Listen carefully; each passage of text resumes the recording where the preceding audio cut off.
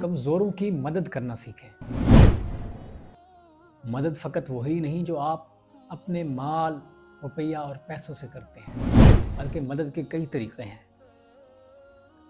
کسی سے مسکرا کر کے ملنا یہ بھی ایک مدد ہے، ہیلپ ہے۔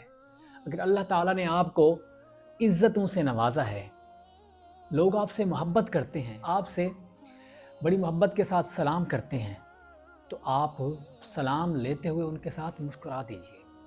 یقیناً اس سے ان کے دلوں میں خوشیاں جھوم اٹھیں گی اور یہ آپ کی طرف سے ایک مدد ہوگی۔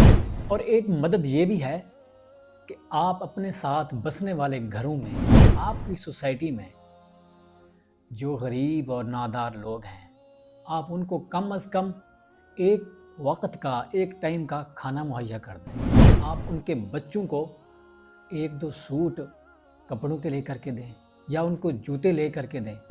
یقین کیجئے اس کے صدقے سے آپ پر آنے والی آزمائشیں رخ موڑ لیں گی۔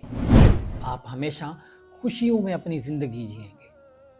جب آپ ان کے بچوں کی مدد کریں گے، آپ کے بچوں کو خالق کائنات اکیلا نہیں چھوڑیں گے۔ یاد رہے کہ جب آپ کسی کی اولاد کی تکلیف پر اپنی اولاد کی طرح غم کھاتے ہیں تو یقین جانیے آپ کی اولاد کے غم کو ہٹا دیا جاتا ہے، ان پر آنے والی تکلیف کو دور کر دیا جاتا ہے کہ اس نے اپنے حصے کا غم دوسروں کی اولاد پر کھا لیا ہے۔ آپ کی اولاد غم سے نجات پا جاتی ہے۔ جب آپ کسی کے بوڑھے باپ کے لیے سیٹ چھوڑ دیتے ہیں، یقین جانیے اسی بس میں آپ کے باپ کا احترام کرنے والا شخص سوار کر دیا جاتا ہے۔